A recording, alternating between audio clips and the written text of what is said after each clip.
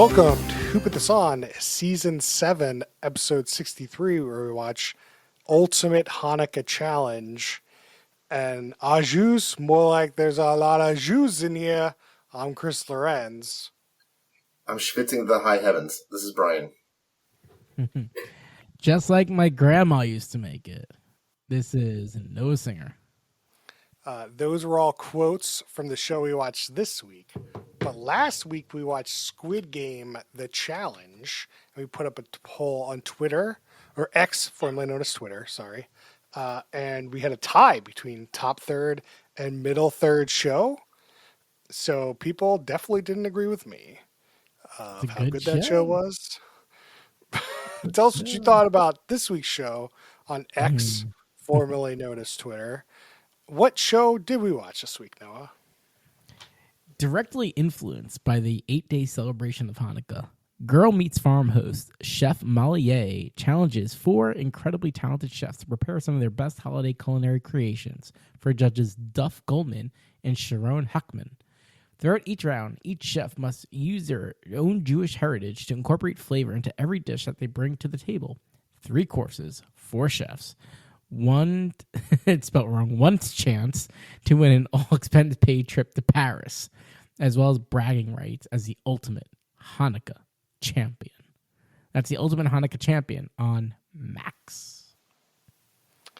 Yeah, so it's a cooking show, but everything's Hanukkah-based. Except the prize, which they go to Paris, which makes no sense. Which is very Hanukkah-based. Oh, is that it? It's a City of Lights? Yeah. Well, that's like the City of Lights for the Festival of Lights. Oh, that went over my head.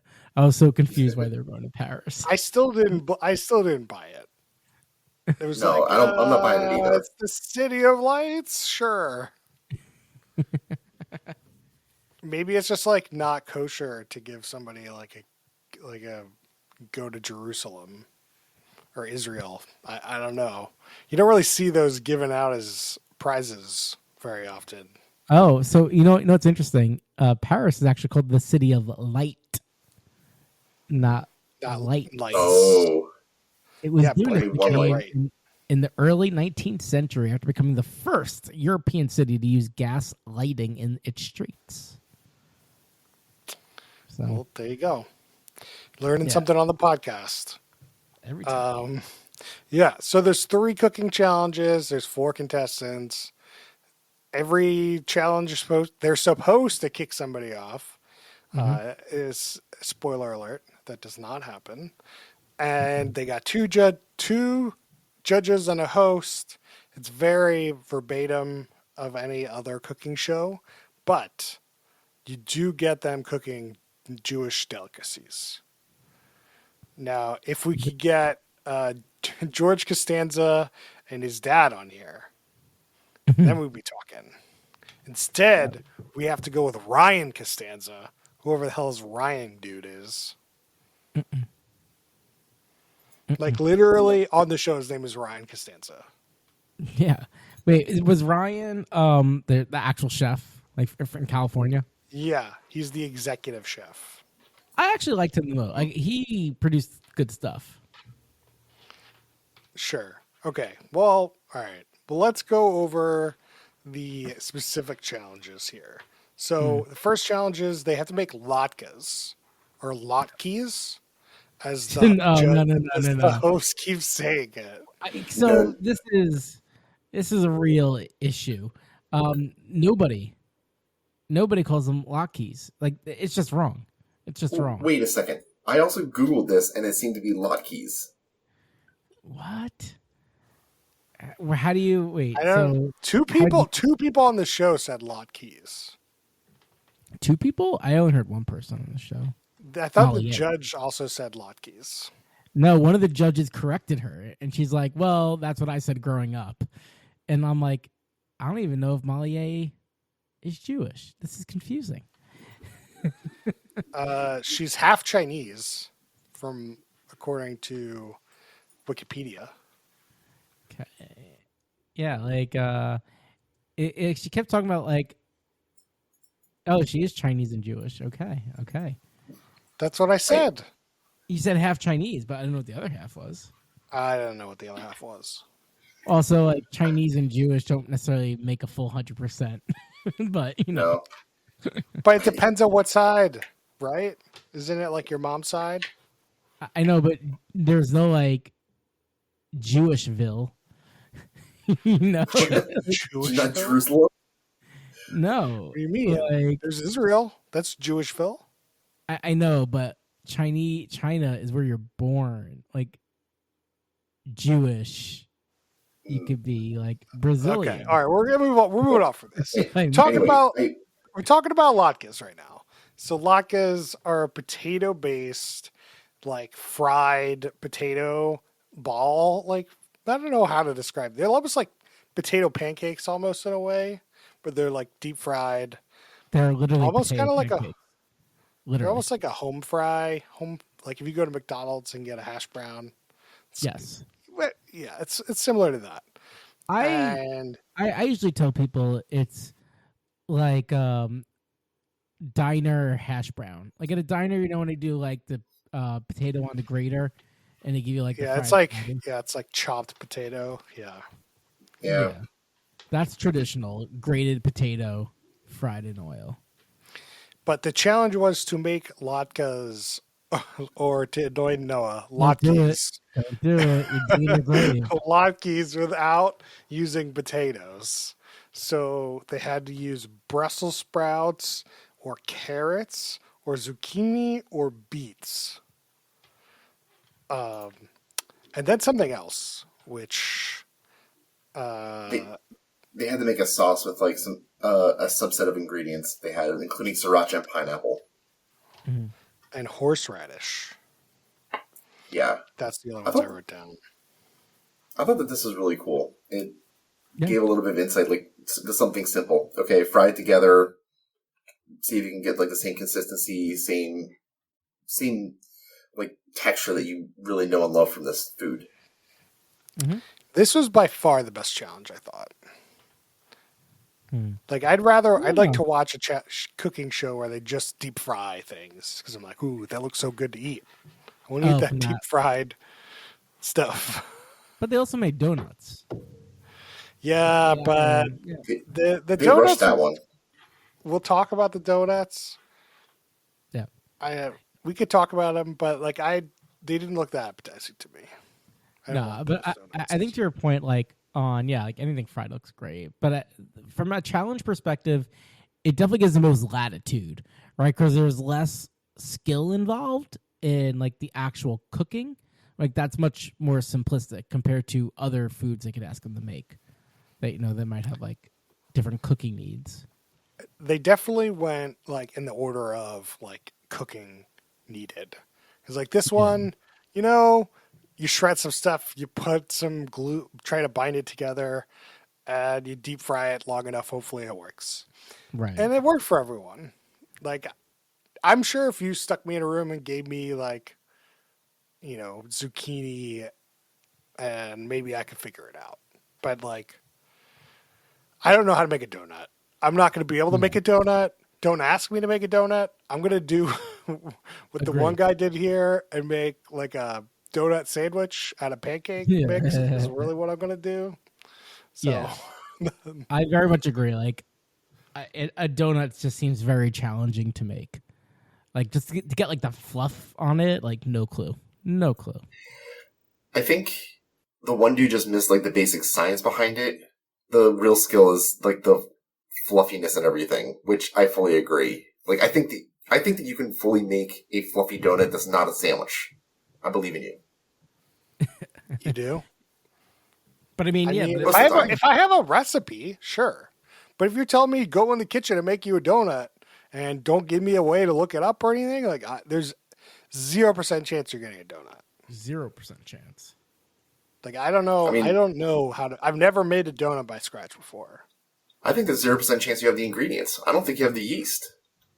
I definitely don't have the ingredients. Yes, I got some pancakes. I got pancake mix. Some keto pancake mix. That's what you're getting.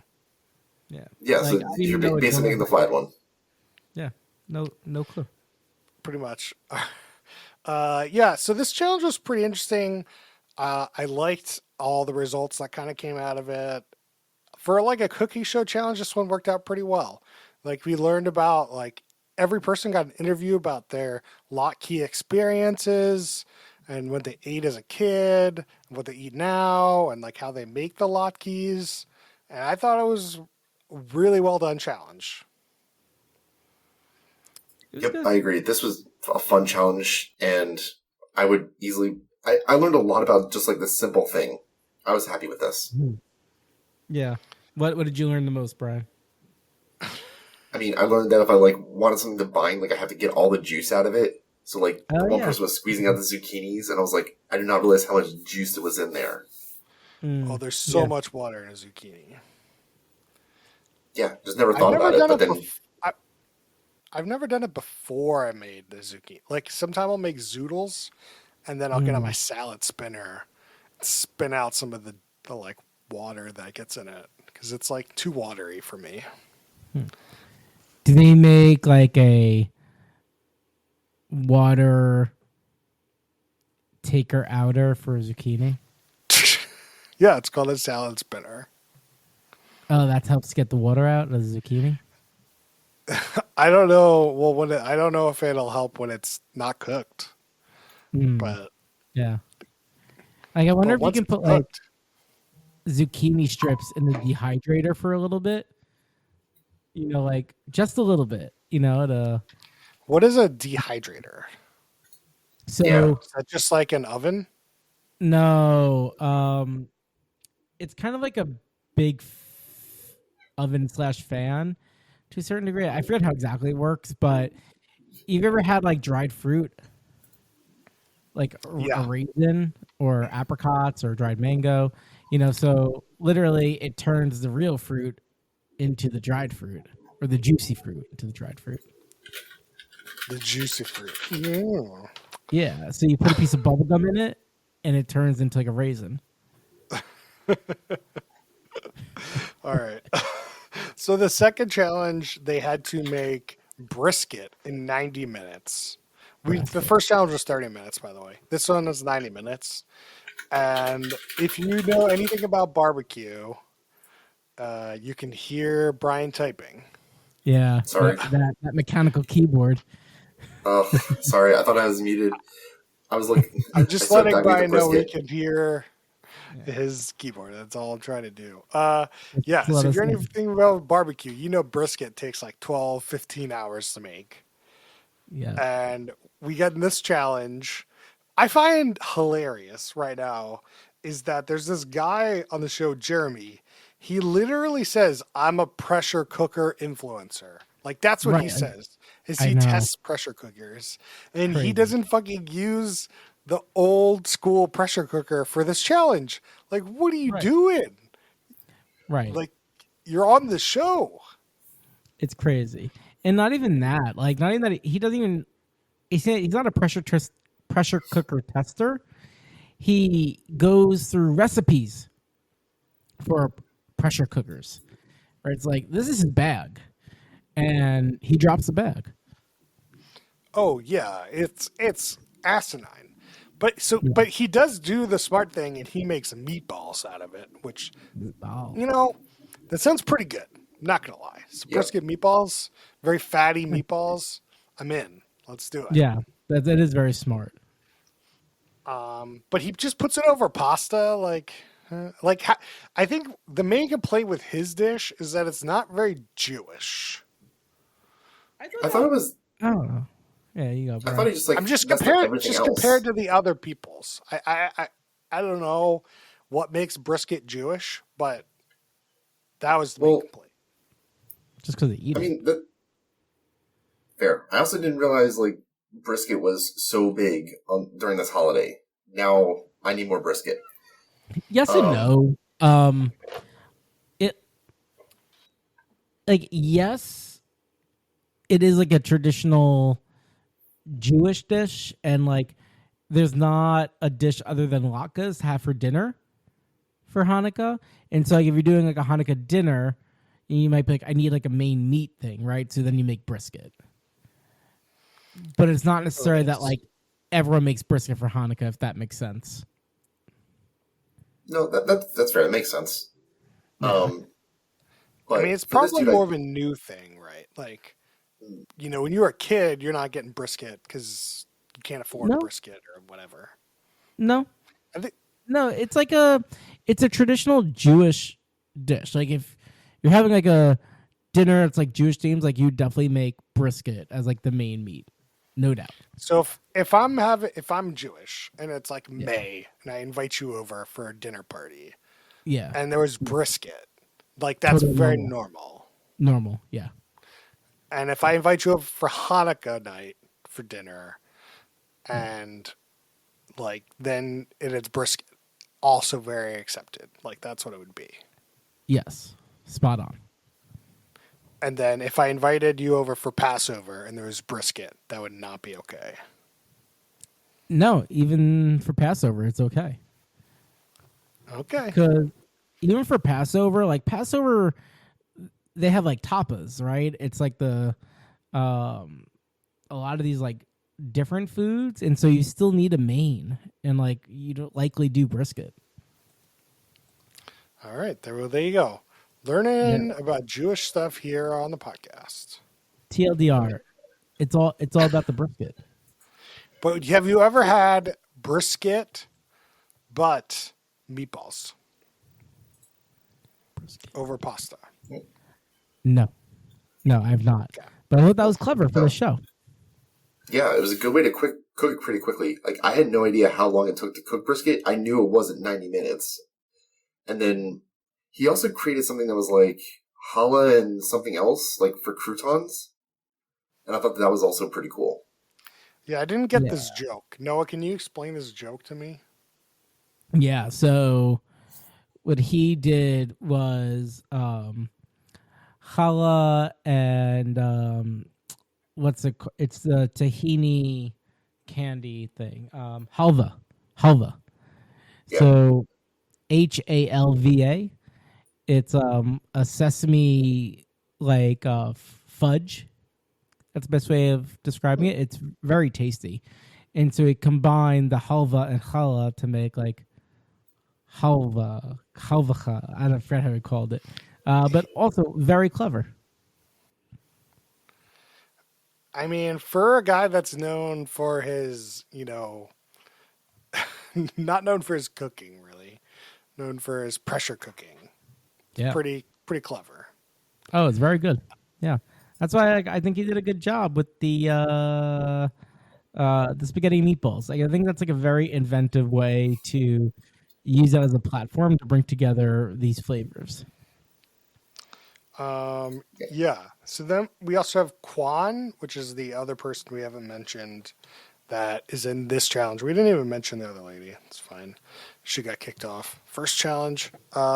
She decided to make her brisket in like what do they call it? Dutch oven? Mm-hmm. And it was, chewy. Like it would be what I'd go into the kitchen with at 90 minutes and bring out a Right. brisket. Like that's what I would bring out. Yeah. But the other guy, the executive chef, like the real chef, like he used the pressure cooker and it came out great. Oh yeah. So that's what I also find double funny is like the other guy is the quote unquote expert on pressure cookers, but the other guy used it. Yeah. I Just feel like that was like a really good moment where it's like you have a real chef and someone who's just an influencer. And so the real chef can get like very creative on techniques. For the influencer, right? It's all just like what have they done, right? Rather than like can put two yeah. and two Well, I mean, together. you got 90 minutes. Like, good luck trying to figure out like a pressure cooker you don't really know. Mm-hmm. You know?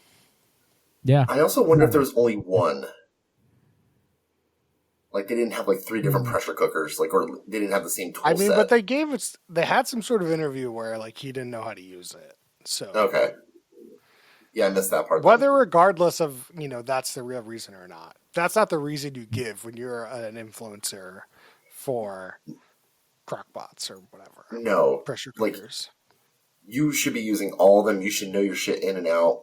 I don't Yeah, trust this guy anymore. all three of these things he should have made in the pressure cooker. Oh, that would have been, man. That would be a cool show though. If you have all different like food bloggers, but that are specialists, and then it's like you have to do this using your specialty. You have to make donuts, and the only thing you could use is a pressure cooker. That'd be great. That'd be perfect. Yeah. So instead of kicking off somebody, they were just like, Quan, your stuff was great, but your brisket wasn't done well. And then Jeremy, your brisket was done super well, but your other stuff was shit. So we keep you both on. So three people do the last challenge. And Jeremy was like not okay with this. He really looked like he wanted to leave. He was like, I made it to the third thing. I thought he had the best face I've ever seen of like this positive thing that came out of this. Yeah, that was a sign of pure nervousness. Because he's schwitzing all over the place. Schwitzing. Yeah. Noah, can you define schwitzing for the audience here? Sweating. Why do you have to use a different word for sweating? Because schwitzing is Yiddish. Okay. So it's German? I don't know if it's German, but I'm sure the word for sweating in German is probably pretty similar. I will say it was nice to like have all these like Yiddish words being thrown out, and they gave definitions in the bottom left corner. Props to them. They went away so quickly, though. They did, but at least they showed it. So the German word for sweating is schwitzen. So it's very similar. Schwitzing and schwitzen. Yiddish is just a different variation on German, by the way. Dude, is it actually like a German dialect? I thought it was more mishmash. I don't know if it's kind of a mishmash, probably, but it's mostly German.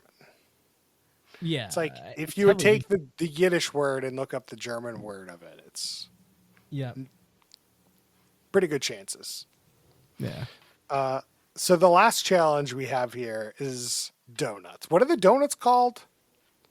Souffignon. Noah? Souffignon. Souffignon. Souffignon. It's a weird word. Yeah, it's like SUFAGNYOT, something like that. Souffignon. That's not helping me. Souffignon. Noah? Yeah. Souffignon. What is the significance of these donuts? I don't know, actually. I just know you have jelly donuts on Hanukkah, but Google says it recalls the oil that burned. Oh, so I say it's the oil. Just like the latkes? Yeah, so Hanukkah is about oil lasting for 8 days, even though it's only supposed to last for 1 day. And so, yeah, it's just about oil. But I didn't know that. And it's kind of interesting. Like, even growing up, Souffignon was definitely a thing. But for me, it never really became like a big part of Hanukkah until maybe the past like 10 years or so for myself. Like, it was all about the latkes. I mean, the latkes are where it's at, I think. Yeah. But why these specific style donuts? Is it always these specific style donuts with the cream filling? Jelly donut. Jelly, specifically. Why did this guy make a cream donut? I think just to be like a TV show contestant. I don't know. Okay, so we got to talk about the disaster of Jeremy in this challenge, where Jeremy, he like screws up his dough. He's like, I'm going to make dough. I don't really remember how to do it, so I'm just going to try. And we're like, oh, that's not going to work. Yeah. You can't bake without like some sort of recipe and knowing what you're doing, especially in a Food Network challenge. Like, there's definitely a reason why that guy looked like he needed to be out of there, because he had no idea how to do this. Yeah. He looked like if I was out there. Yeah, that kind of stunk. But at the same time, he did some creative stuff to try to make it work. It wasn't going to work out, but at the same time, I was overall impressed with his creativity. Oh yeah, Yeah. the guy crushed on the sandwich. That's amazing. Yeah, he Amazing. turned his flat donuts. He made donuts, but they weren't really like doughy. So they're like kind of pancake looking. So he made some sort of sandwich. And he made like some pretty basic filling. So like he made some sort of jam based filling as some sort of jelly. And then he made some sort of whipped cream. He just fill it like very basic, but like, crowd pleasing fillings. And the show trying to be like nicey nice, they said his donuts were good, but you could tell they were not. Yeah. I agree. And then we have the professional chef. Costanza. Can't stand ya. Costanza. Can't stand ya. Ryan. He made his donuts, but they weren't quite fluffy. But the fillings were really good. I don't remember what they are. Doesn't matter. Then we got Quan. He did. I remember. He did the mango and coconut pairing. So we had like a mango puree with then coconut around it. They like that, and they liked it. Yeah, I mean, he's an executive chef. He knows how to do stuff. Yeah, I trust that guy. I agree. And then Quan made donuts, and she made them just right. So fluffy, so good. And she wins the trip to Paris. Woo! Yeah, Quan Benowitz. I have no idea what she made as fillings, but they didn't look as good. I forget. Yeah, she just got the donuts right. That's all that really mattered. When you're making donuts and you don't get the donuts right, you're not going to win. Yeah. Right? So, and that's the end of the show.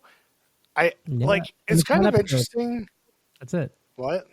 And it's one episode. There's it was drop the Z. Just Ultimate Hanukkah Challenge. It was one. Ultimate Hanukkah Challenge. Yeah. I'm happy that there's only one of this. Sorry, I'm only happy there's only one of this. I don't think that there could be like this repeated. I don't. As good as it is, like we've seen like so many holiday shows repeat themselves. This is a good one and done. Yeah. I was going to say that this is interesting as like a one-off. It's not even like every year you could bring it back, like do another one with different things, but there's probably just not enough Hanukkah or Jewish delicacies maybe you could do it with, There's definitely enough, like you could, but for Hanukkah specifically, no. There's not so much. But I think like you could have just holiday cooking challenge all year round. Like they do every week. No, but it should be like one show. They just call it Holiday Cooking Challenge. Like literally, that's the show, and we've done it before. Holiday Cooking Challenge. Yeah, there's literally a show called Holiday Cooking Challenge. Like, I'm not even fucking with you. Man, holiday. And every quarter they just change the name. Like, holiday is for like this quarter because it's around the holidays, and then it's the winter, challenge, and then it's the spring challenge, and it's a summer challenge. Like holiday baking championship. You mean? I don't know, dude. There's just all of them.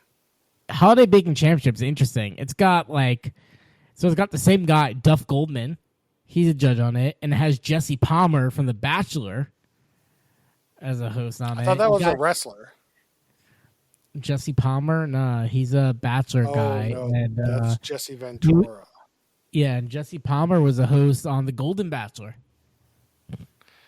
Oh, Man, he was such a nothing burger. Yeah, but he extends the burger in the Holiday Baking Championship. All right. Let's talk about our. Speaking of hosts, we should talk about our host here, Molly Ye. She was Yay. in another show we have done on this Whoa. podcast. Whoa. Noah, do you Amazing. know what the show is? I do. I looked it up. I had to look it up. I She knew looked I shouldn't familiar. have put that in the Slack because you were going to look it up. Yeah. Well, I knew she looked familiar. And I just didn't look it up when I actually watched it. Yeah. Yeah, so she was in the Ben and Jerry's show we did on Discovery Plus. Yeah. What was that show actually called, Noah? Clash of Clones, I think. Clash of Codes. Yeah. Yeah. Yeah. And I'm surprised I because think Molly Ye looks like she's like 12, maybe 13 at most. And so I'm like, she started hosting TV at like 5. It's very unclear. she's our age. She was Yeah, born in no. 1989. No, it's crazy. Yeah, she's 34. But like you look at her Instagram and Facebook photos, she legitimately looks like she's 15. Yeah. She has She has 2 kids. I know, and those kids are like a week old. I don't know how to explain it. They're days old. Yeah, like, but just look at her pictures. Like, I don't get it. I don't get it. I think she provides like a good energy to the show. Like I didn't like her in the Ben and Jerry show, but this show, like it's all positive, it's all uplifting. We're talking about the Lotkeys, and she's bringing the energy, and I liked it. I liked her. She was a great host. The energy. I mean, you don't think she had the energy on the ice cream show? She got the same energy. I think the energy of the show is different. Like on the ice cream show, there's a lot more negativity. Like the judges were more negative, and it was just like it wasn't a positive show. No, they I'm did talking judge about them. the overall feeling you get from a show after watching so many of these things is really what I try to you could tell that there's like editing trying to make these have like a feeling, and this is very positive. The ice cream show, not very positive. They would think they were trying, but the judges made it too hard to like make it super positive. Yeah, I can see that. Yeah, And that's what I have. That's my memory of that show. I don't really remember that well. Yeah. Yeah, I don't quite remember it either. I did remember that she was from that show, but yeah, I also remember not really liking the Ben and Jerry's show for some reason. So. It was fine. Yeah. Yeah. Go listen to a review. I don't remember Yeah. either. Do we have anything else to talk about? Do we get any questions? Well, we could go right to this is not the apex for Molly Ye. No. She No, has you need like more than one episode.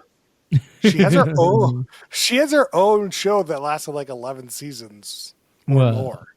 Man. Like, and she has like 4 cookbooks. She's got 4 books. She's like, she's actually doing a lot. Oh yeah, no, she definitely seems. Yeah, she's producing. Yeah. So she has a very she's nice doing a house. lot.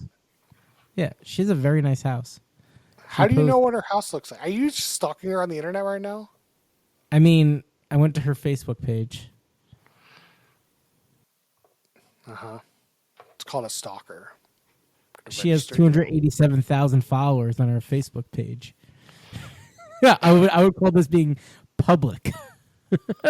It's very public, but still, it's a lot of investigation. Like, Yeah, you'd be a good especially for PI. somebody that said she looks like she's 5. You don't want to get on that Legitimately, list.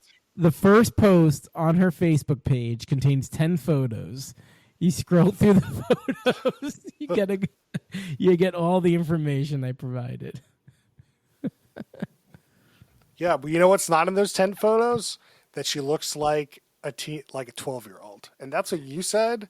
And you're going to get on some sort of list. now. Okay, so yes, That's actually in the second Facebook post. to be you got me. I looked at 2 Facebook posts. All right. Who's the worst human being? This was a tough one for a positive show like this. I have the answer. It's easy. What is it?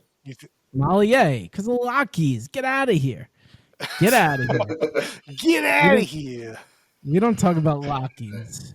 Like, As they say, Noah, 4 Jews, 5 opinions. yes. Yeah. And you know Who what? says that? I had the correct one. That's it. It was in That's all you got to know. Chris, it was in the article that I was reading about it, where it's pronounced both. Like there's different etymology, but It's not Okay, Noah. pronounced both ways. Like, this isn't a debate. This is just false. False. But Lockies. You got to get that Lockies. Yeah, I I'm forever mean, pronouncing it Lockies. you can say it. Don't change the facts of anything. Our friends are hosting a Lockies and Vodkies party. Yeah, exactly.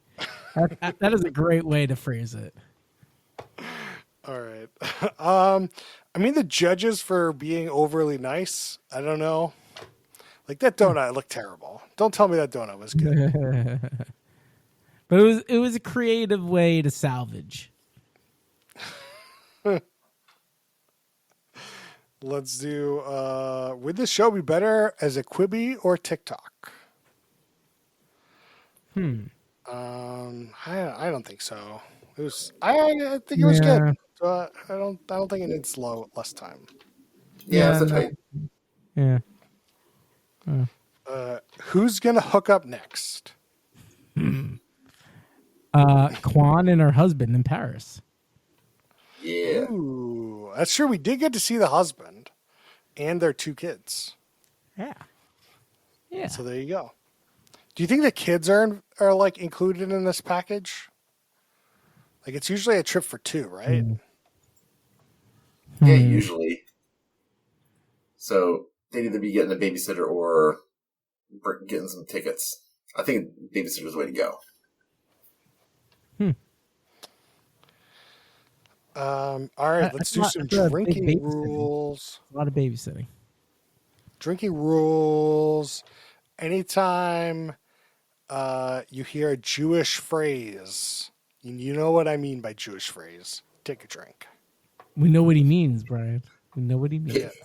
Basically, When you're when you see that schwitzing, when you're getting them lockies, you taking drinkings, taking drinkies. Drink? yeah, when you see a box in the bottom left corner explaining what the word is that you just heard. I love the donut one because like the donut one, Molly says like once and then isn't repeated until the actual end of the challenge. Everyone just calls them donuts. Donuts.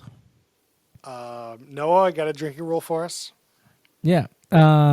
Every time you want to eat something you see on the show, take a drink.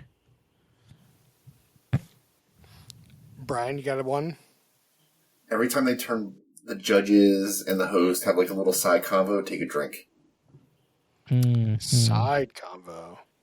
Yeah, good side. Anytime Molly looks at the camera with her giant smiley face and you're like, you are not that happy, take a drink. Yeah. Hiding the pain. Yeah. Let's see. What other questions do we have? What do you love about the show? Noah, what do you love about this show? And why is it Lotkeys? Yeah. So, I love that show that this is the only Hanukkah reality TV show. The only one. So, I appreciate that.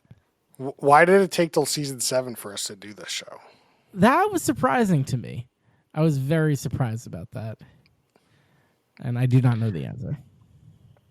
Brian, what do you love about this show? Well, if Lotkeys is taken, I think I love that brisket. I love learning about brisket being part of Hanukkah. I really enjoyed the first challenge, the Latkes. The latkes, as some people would call them, Some people. were were I never knew you can make them without potatoes. I thought it was just a potato dish. I mean, it But is but primarily. the people claimed that they made it with zucchini before before the show. But Yeah, I mean, like, you've good. seen it. Don't give me that. Yeah. You've No, it's a thing. Like, you can. It's like eating cereal with soy milk. Like, sure, you could do it, but it's not the thing you really talk about. All right. Here's a question somebody brought up at work. Is cereal with milk in it? Is that a soup? Hmm. Ooh. Noah, is that a soup?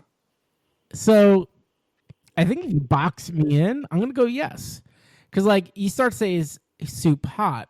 Well, no, you have gazpacho, right? And See, I'm going the other direction. I think soup has to be hot, and therefore gazpacho is not soup. uh, hmm, hmm.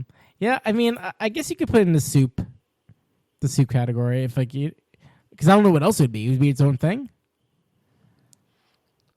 It's just cold soup. Cold hetero mixture. I forget the technical Hmm. term. Anyway, not important. We do a ranking system between top, middle, and bottom third compared to other reality shows. Noah, Mhm. what's your rating for this show? Yeah, show's fine. I don't think it's great. I don't think it's terrible. I'd put it in the middle of the middle, but Lockie's is down a third of a point. So bottom of the middle. Brian, what do you got for me? I'm gonna put this bottom of the middle. Like, it's one episode, it was good, but it was also just like every other cooking show. I didn't, Yeah. outside of like the uniqueness, I didn't really find like anything else really special about it. Hmm. Um, I think this show. I'm just gonna put it at the top. I think it was good. Whoa. Whoa. I was engaged. I was making fun of it. I loved the Lotkeys. I love the Wow. positivity. So, and I was eating while I was watching it, so I wasn't like I didn't hate it because it was a cooking show. So I put it top third. Why not? What does it matter? Wow. I Let us mean, know. Lockies. That's why. I love actually talking about this. Definitely put it higher up because you hate it. You hate Lotkeys. Makes it way more enjoyable for me. How does that make you feel, I can Noah? understood. It makes me feel heard. Yeah. I can't wait to see you at the Lotkeys party, which I don't know Yeah, if you're coming to that or not. I am, Uh, but you try to pull up this nonsense over there, you're gonna get kicked out. You're like, what the hell are you talking about? look, we got an actual Jewish person calling it Lotkeys. I don't know what to tell you. I don't know Ish. how Jewish she is. Yeah. I mean, All no, right. she seems Jewish. She seems really Jewish. She It does seems seem really legit. Jewish and Yeah, I half mean, Chinese, assuming but she's not Jewish. lying, you know, yeah, she's not lying. That's real. It's real. Very, very real. Tell us what you thought about this show on our poll on What you X, thought? formerly known as Twitter. What you thought? Okay. It's racist. Um, so now we normally do shout outs. Ooh. So we'll end the show with some shout outs. Oh. I'll shout out Scavenger's Reign. Mm. Really cool sci fi fantasy show animated on Max, the one to watch for Hmm. HBO. It's like a set in the far future where these people get stranded on an alien planet and they have to make it back to their ship. And it's like the Hmm. trials and tribulations of separate groups trying to make it back and crazy stuff that happens on this alien planet, and it is fascinating. Highly recommended. Noah, any shout outs? I've been all in on Squid Game, the challenge. And I watched the final episode yesterday. I'm not going to give any spoilers away, but yeah, just a really good show. Very well done. Yeah. Liked it. Would you say the episodes later aren't as boring as the first one? I think they all are good. But it definitely picks up as well. I have a question. If we made Squid Game, if they made a show that was Squid Games, but instead of making them play like Korean school child games, they play like American school child games like Foursquare and Tetherball. Would you be interested in that? Yeah. Yes. Okay. Yeah. Just saying. I think you should give it a shot, man. You might be you might be surprised. Life's too short. Brian, any shout outs this week? Unfortunately, no shout outs this week. Whoa. All right. No shout outs. Wow. Just been busy. Busy, man. Too busy for shout outs. Man, what are you doing? What do you do, Brian? There's just been a lot of sickness. It's been a lot of like work and other stuff. So yeah, hopefully next week. You got Shout outs. getting down with the sickness. All right. So next week we have Elf on the Shelf, or we have the Villain Show on MTV. Which one should we do? Villain Island or Elf on the Shelf? I mean, I am always partial to timely affairs. Yeah, but like we still have two. Shelf. We still have two. Essentially, those would be the two shows we could do for the like last 2 weeks of the year. But is Villain Affair or Villain Island, like, we could technically do that whenever, right? It's just new. That's the thing. Yeah, New-ish. It's been out for a little bit. House of Villains. It's got Johnny Bananas on it. You know. Oh right, But yeah. There's not that many Christmas shows. Is really my problem. So if we do a Christmas show next week, we can't just do it. There's a lot more Christmas. Sorry. All right. There's a lot How about we're just gonna do one of them. Let us know which one you want us to do on X, formerly known as Twitter, at Who With Us On. You can find us on Facebook.com/Who With Us On. You can email us questions and suggestions at whowithuson@gmail.com. We'll see you guys next time.